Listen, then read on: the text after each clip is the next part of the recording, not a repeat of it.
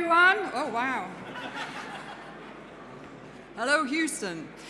Okay, my name is Jo Williams. I am the director of the Circular Cities Hub at University College London. The hub is basically a collection of universities and cities that are working together to try and create circular cities for the future. We also include practitioners and policymakers and so on, mainly in Europe, but also in other parts of the world. First thing really is, I suppose, is to talk a bit about what a circular city is, and then talk about how it's going to help us with climate change. So, a circular city really looks at three key things. Firstly, it looks at looping actions. So this is the reuse, the recycling and recovery of energy from materials, but also looking at wasted land, wasted infrastructure, wasted water. So we're covering water, land, infrastructure and energy in terms of our kind of assessment of this. The second thing that we're looking at is ecological regeneration. So this is cyclical also. We're looking at the cycles, if you like, the natural cycles within cities. So we're looking at things like the recycling of soil, the recycling of water, also nutrients and other important sort of actions that happen within the cities to make them function effectively and to create health for the environment. The third thing we're looking at is adaptation. And this is more about the adaptation of infrastructure, so infrastructure, the built environment.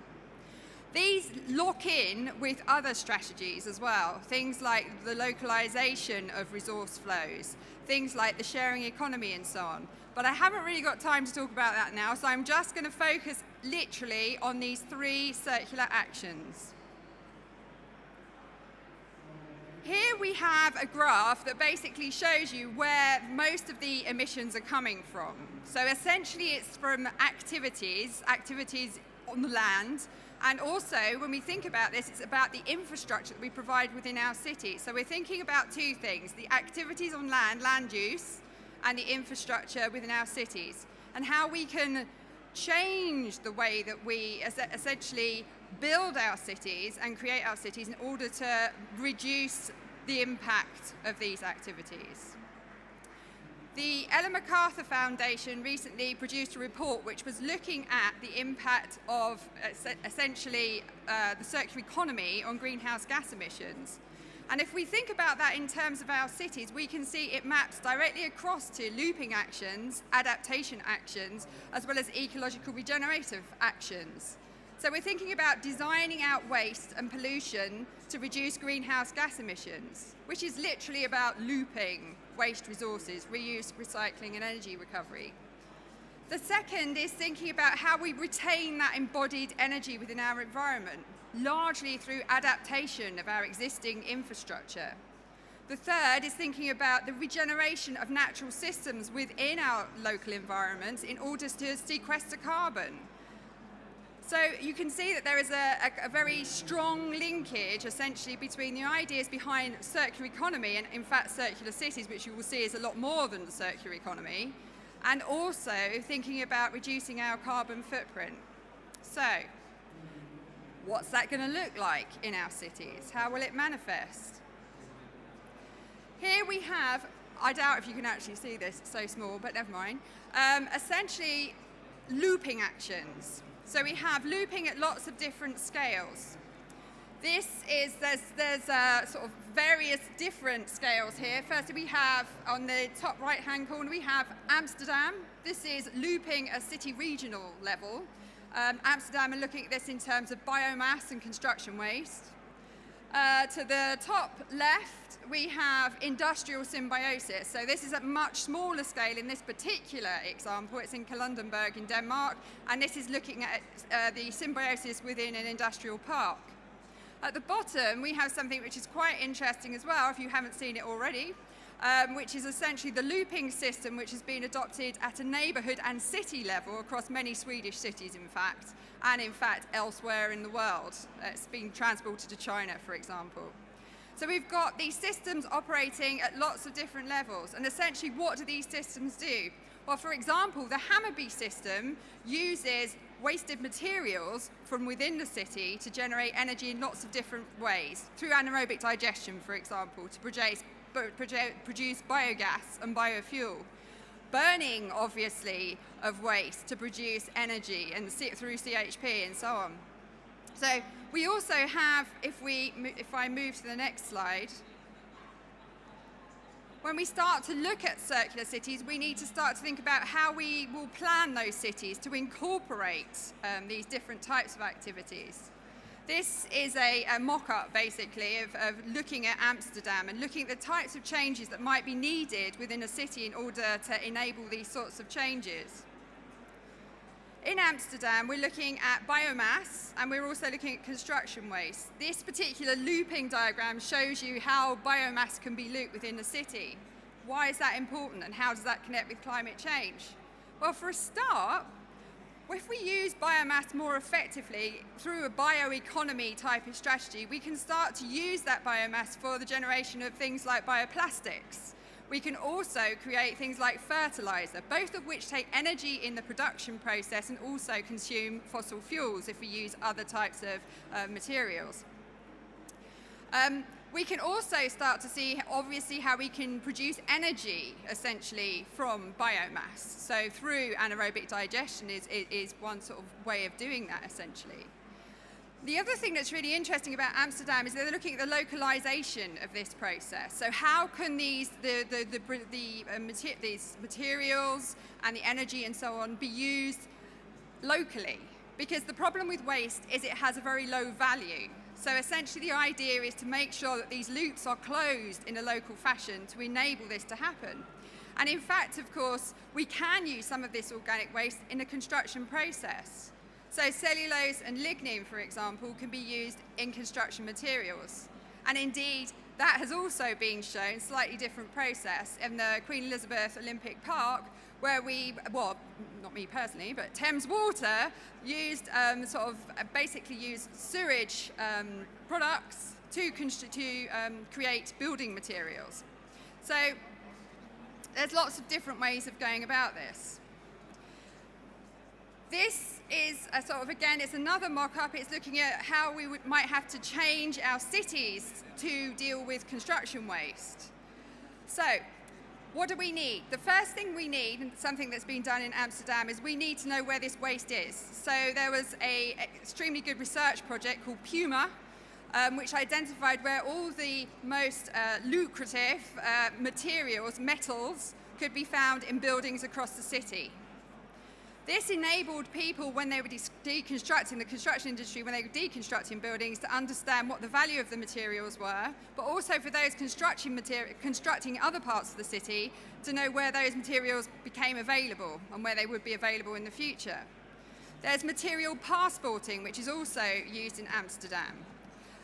This is facilitated by a thing called Circle Scan, which you may or may not have come across, which essentially looks at the movement of those resources within the city region. So it maps where the resources are going to be produced and where they go to.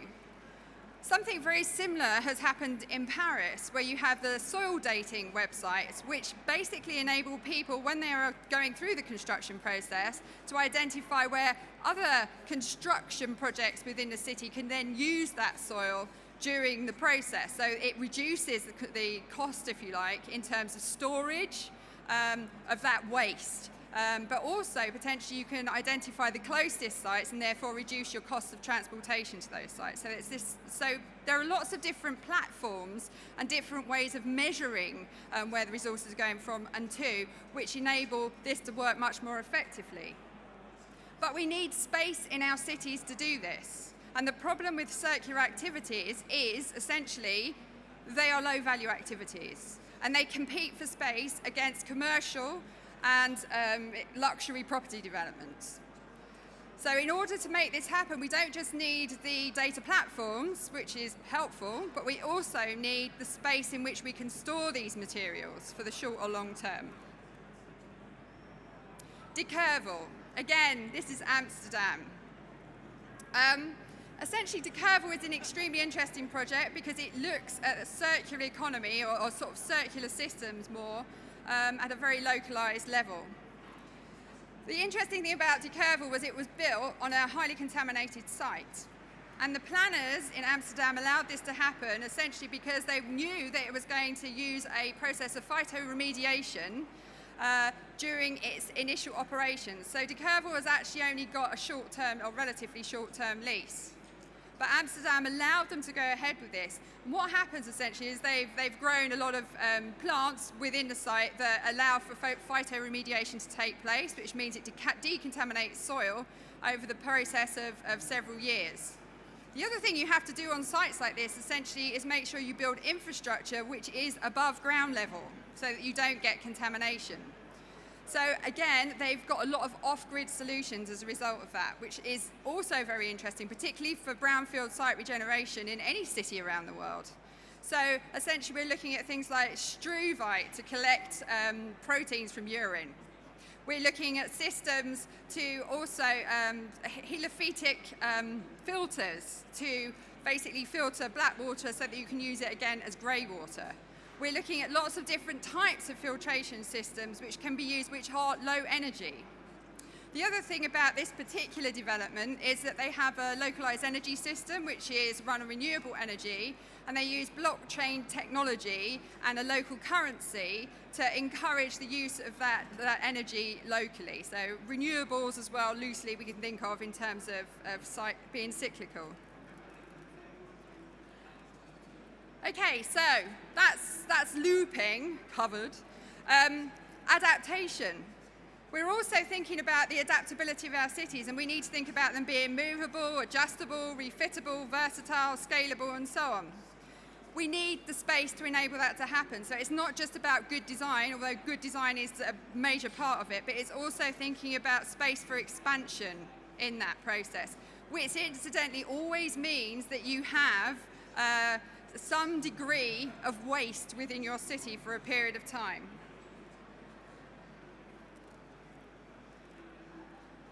So these are the areas essentially we want to cover in terms of construction when we're looking at adaptability. And we've got lots of examples of this kind of thing within London. The Ladywell project, for example, in South London, which is a sort of a modular development which will be moved to different sites. Once the site is currently on, it's going to be used essentially for high value office space and so on. We also have to think about the, if you like, the mixture of uses within space and making sure our spaces are flexible. And this is exemplified, it's done a lot again in Holland. In Amsterdam, for example, they have various sort of building structures which enable that kind of level of versatility.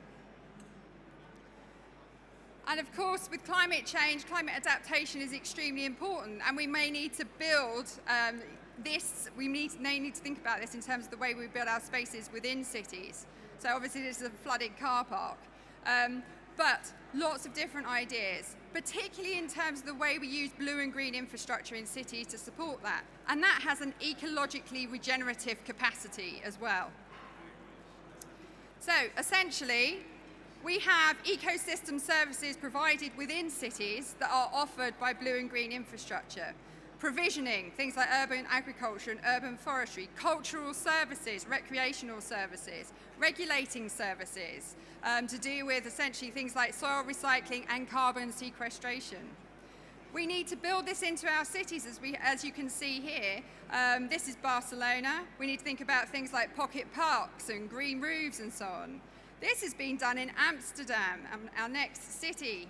Essentially, Amsterdam has smart roofs, and within the smart roofs, there is a storage space to collect water during flooding periods, and it then uses sensors to release that water during periods of a drought, which enables the vegetation to continue growing. This is Paris. And you may or may not have heard, there's a major initiative, the Paris Culture Initiative, which requires that 100 hectares, essentially, of space is covered in green infrastructure. A third of that will be urban agriculture. Currently, at the moment, only about 17% of Paris's land is actually used for green infrastructure. And this is strange because if you've gone back to World War II, essentially they had a huge market economy, a market gardening economy within Paris, which has sort of disappeared over the years. And this is important because this is where, if you're going to have things like a bioeconomy, you can then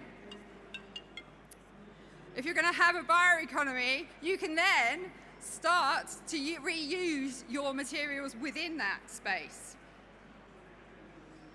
And this, most of you probably know where this is, essentially Queen Elizabeth Park, which is the biggest park now in Europe, is based right here in the sort of Docklands, well, not far out of Docklands area, essentially. This is Stratford.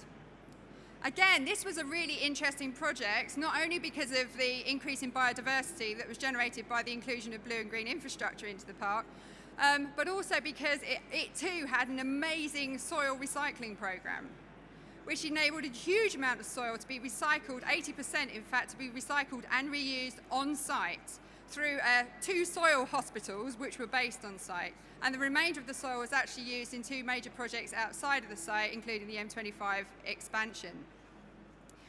Also, Thames Water, I've already mentioned it, introduced a system here which changed black water, or recycled black water, into grey water, which could also be reused on site. Unfortunately, that's been less economically efficient, and now they're sort of pushing for this to be included in new building developments on that site. So, why adopt this approach? For all these reasons, but the 2 that we're talking about today in terms of reducing resource consumption and greenhouse gas emissions, and also improving the ecosystem services locally. But incidentally, it also improves the health of the community and it empowers them.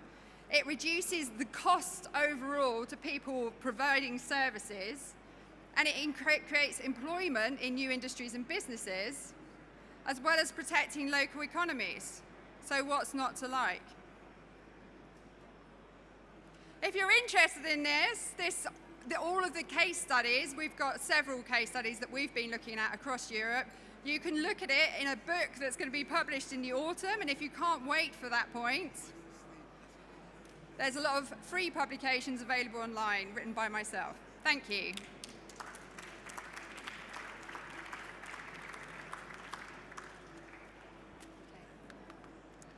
Thank you very much, Joe. Now we come to Dr. Laura Alvarez, who's going to talk about this going into practice, because she's Senior Principal Urban Planner, Urban Design and Conservation Officer in Nottingham City Council.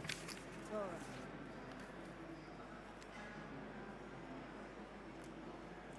Oh, got an electric shock.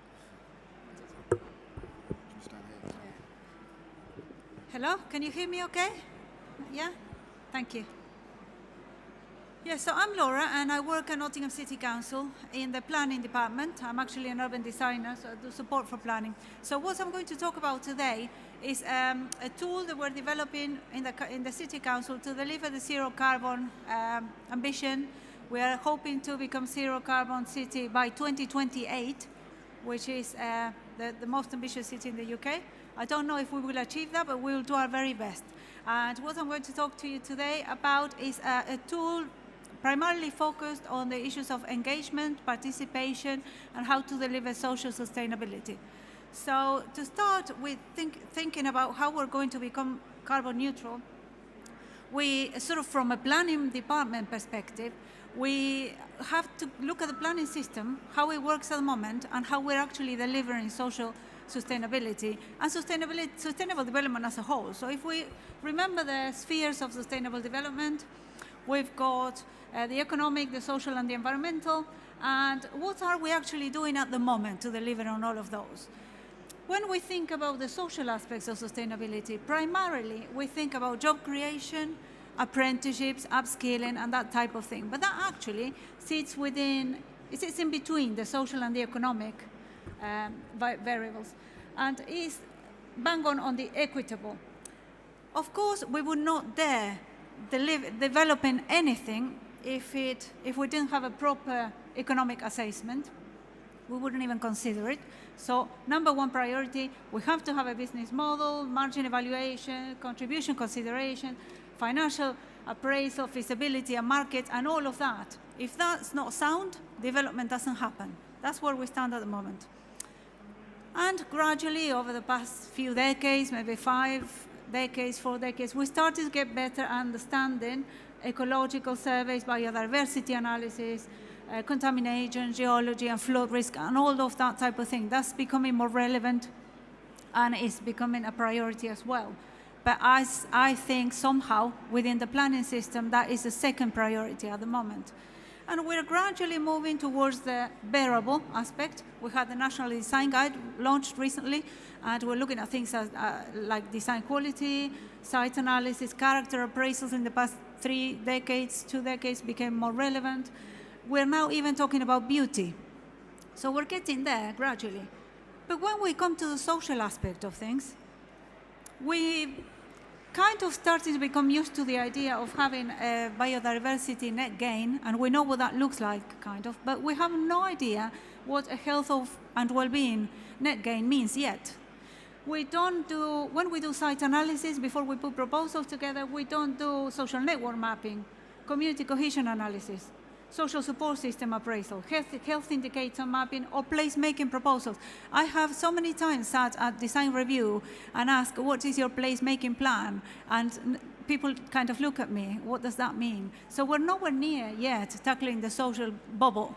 And the problem is that we're seeing now that the environmental bubble are becoming very clever at translating everything in economic terms in order to be heard. So we're turning the green into blue. That's really highly dangerous, because if we start to do that with a red bubble as well, the whole motive of development will become the economic one. So at the moment, we have the big elephant there with all the weight. Economic is still the thing at the top. We have the environment shouting as loud as they can, trying to get there. And for the social aspects of things, well, some people start to talk about in meetings, but less living for the next meeting, because we actually don't know what we're talking about, to be quite honest. And that lingers. So we're nowhere near yet to tackling these 3 bubbles. How are we expecting to become zero carbon city? But what does it mean, these social variables that nobody wants to talk about in planning? So we know for well that we have social institutions, and every time that we develop a place, and we're doing so much of unsustainable development in remote areas that are car-dominated, purely residential areas, without all of this social infrastructure, that is purely evident, particularly in the regions. And when we provide space for this, we're actually tackling on the social institutions. But there is another layer which we're still not talking about at all, which is the social order. We have no consideration of psychology or physiology or our feelings towards place, norms, identity, social norms, culture, social support systems, all of that type of things. And most likely than not, when we do a development, it's going to have an impact on all of those. Sometimes there's sound evidence now from research that some developments have completely destroyed some of those systems. So we haven't got consideration to look at them before we plan or afterwards. So this thing that came about in the 2 previous presentations about measuring and being aware of what's going on, we're not. We're just doing development, and whatever happens, happens. But the planning system, the problem with the planning system is that when we do consultation, so talking about the social aspects and trying to capture some of those, what we do is we do a consultation purely based on the object that we're trying to produce. So it's based on the product. We consult on a design. And then we go on to site. Can you still hear me? Maybe I can't hear myself, so maybe self-aware. We go to site and we spend some time building this thing, and then it's completed. And the planning system forgets about it. That's the end of it. However, that's not how the world works. And as we've seen in the previous 2 presentations, it's all about how systems integrate and change and impact on every aspect of the system, impacts on each other. And it's a forever cycle. It's not something that begins and ends. But planning sees development as that. So there is a temporary thing here going on, because these social institutions and social orders are cyclical and they never stop. However, planning is a little chunk So how do we pair them together? Well, in Nottingham, we came up with the idea of banning consultation. So we're completely forgetting about it. Consultation is very good as a part of broader engagement. It's only one little thing. When you do consultation, what you achieve is getting something from people to impact on the development. So we asked local people what they know about the place, and they have valuable information to contribute to informed design, and that's all very well. But that's not enough. We have to deliver sustainability here. There's a much bigger box to be ticked. That's not enough at all. So we moved towards engagement and looking not only at consulting on a product, but seeing what happens in the process of the planning system and using the whole process. So we opened up a channel of engagement that is continuous and never ending, and it's not site specific and it's not project specific, but it's always there. And the idea is that through this engagement process, we look at placemaking as a vehicle to empower people to deliver social targets and to enhance social resilience during the process of planning, rather than focused on the design itself. And we do that, and through this engagement process, we use it's a broad engagement process for the whole city, and we use different places, different sites, different placemaking ideas, but it's a one system thing. And so through that, we look at tackling things like social loneliness, isolation, skills upskilling, social cohesion in neighborhoods that have problems, hate crime, and all sorts of things, utilizing the process of planning as a means to deliver other things. And if we look at engagement in that view, in that way, and we compare that, we put that against the Sustainable Development Goals, we'll see that directly that way of engagement impacts on 12 out of the 17 goals, and indirectly, if we look at the indicators of each goal, it impacts on absolutely all of them. So what are we doing? Now looking at the social strands. We have this carbon neutral Nottingham for 2028, and with that came an action plan that is available online. You can have a look at it, very comprehensive. And the action plan has some priorities. And the priorities are not planning titles. So you would assume transport, parks. It's nothing like that. So the priorities are, for those who cannot see from the back, resources, biodiversity, resilience, mobility, energy, and food. And what can the planning system do to deliver those? The only way to do it is thinking at all of this as a system. If we start thinking of planning as a one thing, a one product, one bit of time, one avenue, so we have highway department there, parks and open spaces there, nobody talking to each other, it's never going to achieve zero carbon. We have to work together, and also outside the council. So we're using the system thinking approach. To do that, in order to do that, the first thing we did was we opened an urban room. This came from the Farrell Review. An urban room is a forum, an open space. We created a partnership. We have more and more institutions coming in, joining us. We redeveloped this with pretty much no budget. We had some money from lottery fund. We redeveloped and restored this shop.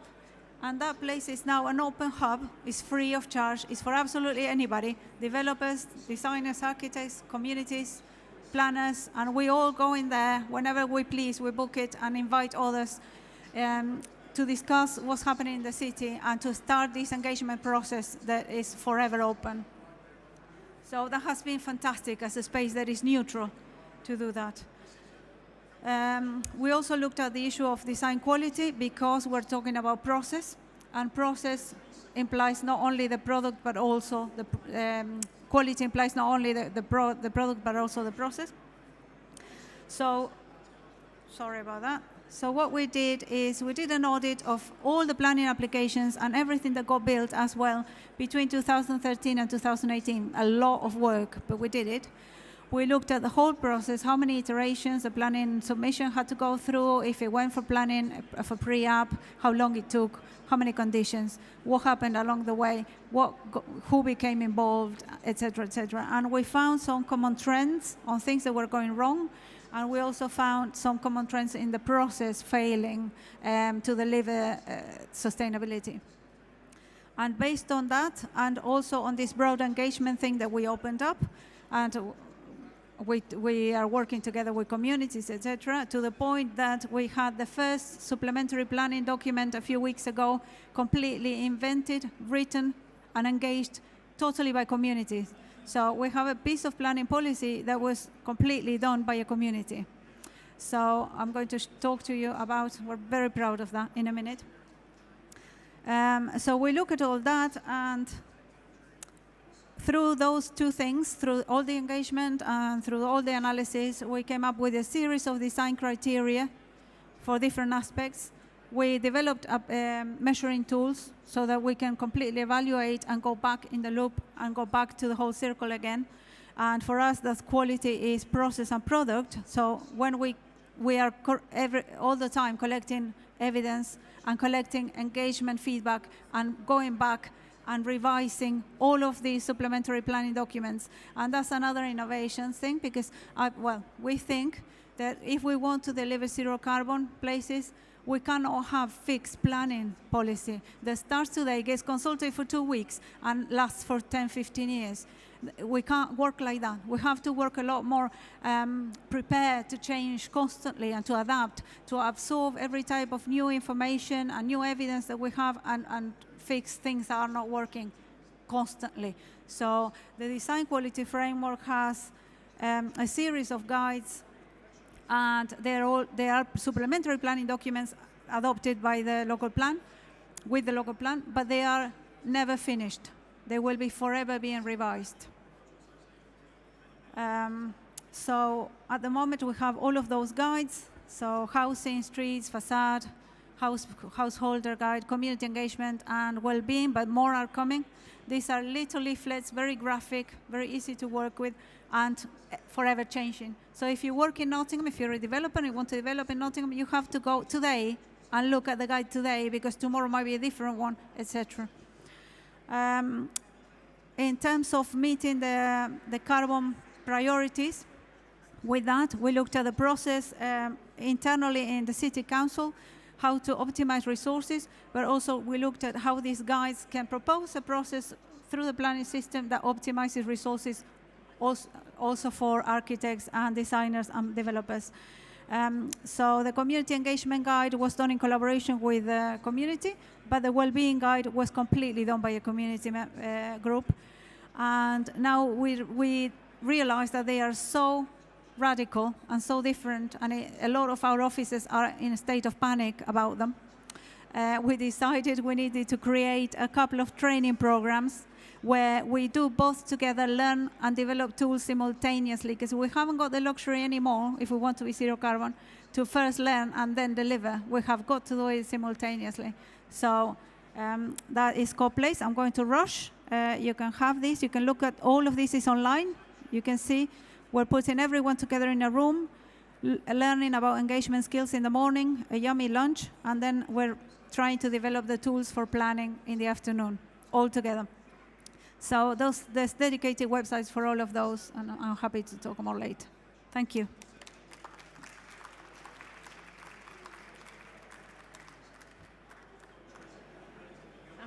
I'm sure you've all got questions, but we've just got one more speaker who's going to wow us to the end. Dr. David Greenfield from Synetics.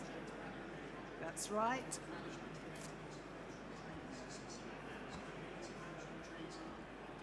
Good afternoon, everybody. Thank you very much for the chair. Thank you very much. I'm not going to bend down, because that looks really odd. So yes, David Greenfield. I have got a number of hats. Today I'm talking to you from Sonex, which is my own research and innovation practice, but also as Circular Brighton and Hove, which you'll see at the end, and I'll talk about a little bit in a second, but also a collaboration project. University of Sussex, University of Brighton, and most importantly, Brighton and Hove City Council, who are looking to create a circular economy route map for the city, and we're working to help them. So I mentioned Circular Brighton and Hove. It's part of the Circular Economy Club network. There are 250 cities around the world. If you haven't heard of the Circular Economy Club, just go and have a look online, circulareconomyclub.com, and you can join for free. It's about bringing people together who are interested in circular economy across any topic. It doesn't have to be infrastructure. We've got foodies, we've got wasters, we've got infrastructurers. Is that a word? Maybe not. But yeah, it's there for anybody to get involved in. Oh, going backwards. Right, so I just wanted to, I've dragged a slide together that I haven't used for a couple of years. This, for us, in terms of infrastructure, I think is one of our biggest challenges. 70% of the world's population are going to be living in urban areas by 2050. In the UK, we need 300,000 new homes. Some people may question that figure after Brexit. Nobody's mentioned Brexit. I thought I'd mention it. So we've got a huge amount of infrastructure to deliver. One of the biggest challenges for infrastructure is that if we don't get it right when we design it, we've designed in all the wrong stuff. This is a really, really useful quote which I use. A colleague of mine, Sophie Thomas, who ran the RSA Great Recovery Project, liberated this quote off somebody else. It's all about sharing. Share other people's stats. But if we don't get the design right in the city, for new build in particular, we're going to have major problems. This still staggers me. I've seen different versions of this, but theoretically, 75% of the infrastructure that will be in place by 2050 does not exist. Just think about that. That means that 3 times the amount of infrastructure on this planet will be built over the next 30 years. That is a huge, huge amount. Now, some people are saying that that's 50%. Some people are saying it's 100%. Either way, over the next 30 years, there's going to be a little bit more than a shed load of infrastructure built. There's going to be a huge amount of infrastructure. And if we don't get the right thinking, and all the previous speakers have talked about sustainability, circular economy, and how to design properly, if we don't incorporate and embed that now, then we are losing a battle in terms of wondering what we can do with carbon. So I just want to take it from a global perspective down to a city perspective. So the City of Brighton and Hove in 2018 launched their economic development strategy. You're all thinking, why on earth has he got a picture of an economic development strategy up on the slide? The main reason is because actually economic development is one of the ways to get circular economy embedded in the city. You can be a brilliant sustainability officer, and many cities have got brilliant sustainability officers. But if the economics team don't get it, it's going nowhere. So we were really lucky. We got asked to consult on their economic strategy before it got published. It's fair to say that we were trying to get circular economy in there, and you can just see on the bottom right that the outcome was to create a circular economy framework incorporating the Sustainable Development Goals to 2035 for priority sectors for the Greater City Brighton region. That's about 500,000 people. That's really important, but it's also quite generic. It's quite expansive, it's quite flexible. It allows you to approach things from a different perspective. And that's what we've been able to do. It's been a really exciting journey so far. So I'll just take you through some of the highlights. So the strategy was launched. We then, as you should do in circular economy, work closely with partners. So the London Waste Recycling Board have done a huge amount of work on circular economy and have produced a circular economy route map for the City of London. We learnt from them. We brought them down with senior officers and understood what was going on. We then prioritised, so we chose 2 sectors, the built environment and the visitor economy. And then we started the internal process of getting some champions. So officers that would be the most influential internal. We then went out and, as Nottingham mentioned, rather than consulted, engaged with the community. So we had 2 different conferences, one on the built environment and one on the visitor economy. The advantage of Brighton is we have some nice venues, so we had the visitor economy in the pavilion, which is a very nice Brighton pavilion, very nice Regency palace. That led us to some clear actions. And what we wanted to do was then to take some of those discussions back into the officer network within the council. And for the last 6 to 9 months, we've been running internal acceleration workshops. We've currently taken 125 officers through circular economy training, helping them understand what circular economy is, but also helping them understand how they can embed it within their day job. We're in the process of writing the route map as we speak, or the framework, and we're learning from the best. So I've actually got an intern over from Holland who's looking at 35 route maps strategies from across the world and is consolidating them. And she's not thanking me very much for that task. But it's a really interesting way of understanding how to best get people to engage and to embed. That we're hoping to launch in, I'm going to say, political speak, spring 2020, as a template document that will be flexible, dynamic, but also allow other cities to take the template and use it for their own. And why are we doing this? You have seen the Sustainable Development Goals. This is a really nice little graph from the World Green Building Council. I'm not going to dwell on it. There's really good information out there. The thing that frustrates me a lot of the time is that we end up recreating the same stuff, reinventing the wheel. Sharing economy is one of the major planks of circular economy. Let's do more of it. This is another really good diagram that Useful Projects did for the London project, really just looking at the lifespan of different parts of the building. And I think that is really critical. Most of us, when we're talking about circular economy, talk about the bricks and mortar and the outer skin, but we've got different layers of the built environment. We need to consider different solutions for them. And one of the things we're doing, and this is, we've already had one book mentioned today from Joe. I'll put a plug for mine, which probably isn't anywhere near as close to publication. But I'll give you the chapter structure because that's actually looking at some of the circular economy interventions. So, design phase. As I said, 80% of environmental benefits are either designed in or designed out. These are some of the circular economy interventions you can find. These are going to be the chapters that we're having. And rather than me thinking I know everything, some people who know me think I do, but I don't. I'm getting experts from around here, around the world, to actually write chapters so that we've got some really concise but also good case studies for anybody to pick up and use as a why would you have designed in modularity, for example. We then look at the second part of the life cycle of the building, and this is particularly useful for new builds, but also really useful for existing builds.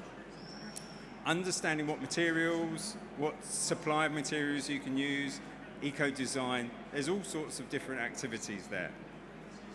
Construction phase, again, different circular economy interventions.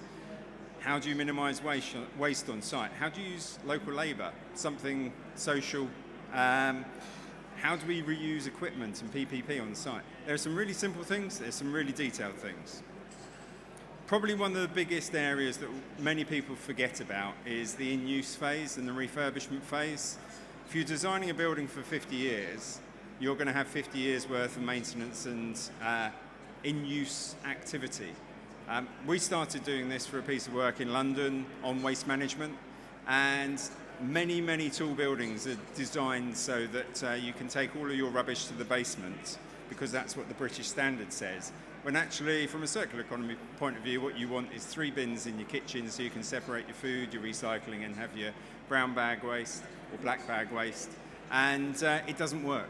So we have to approach the use phase from a much different perspective. End of life phase, commonly known as demolition.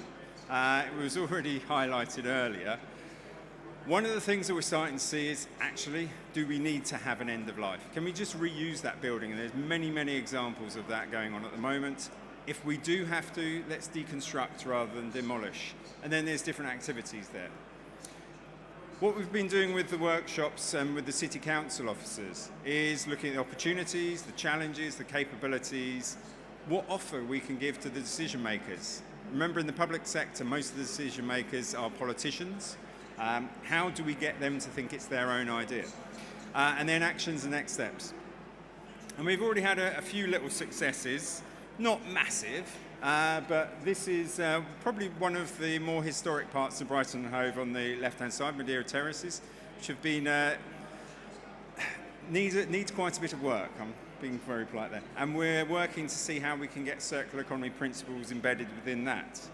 This middle picture is a new development right on the seafront, very, very prominent, which we're talking with the occupiers about how they can actually use circular economy interventions in the fit out of the building. And then the University of Brighton is running a School of Reconstruction this summer, and it's going to be working with City Council to take a disused building, deconstruct it, lay it out on a huge playground, and then reconstruct it with 60 students from around the world. If you haven't seen it, do sign up. To conclude, for me, infrastructure, we need to look at it from the whole life perspective. This is about understanding the whole life, but also understanding where your intervention can come in. If you're building a new building or a new bit of infrastructure, you've got huge opportunities to add in circular thinking. If you've got a building that is already there, you've got huge opportunities to add in circular thinking. It might be slightly different things, but they're still there. So understanding what you've got, where you are, and how you can embed and put in circular economy interventions is absolutely key. Thank you very much for listening. If you are on social media, do send me some comments on @DrResources, and thank you very much for listening.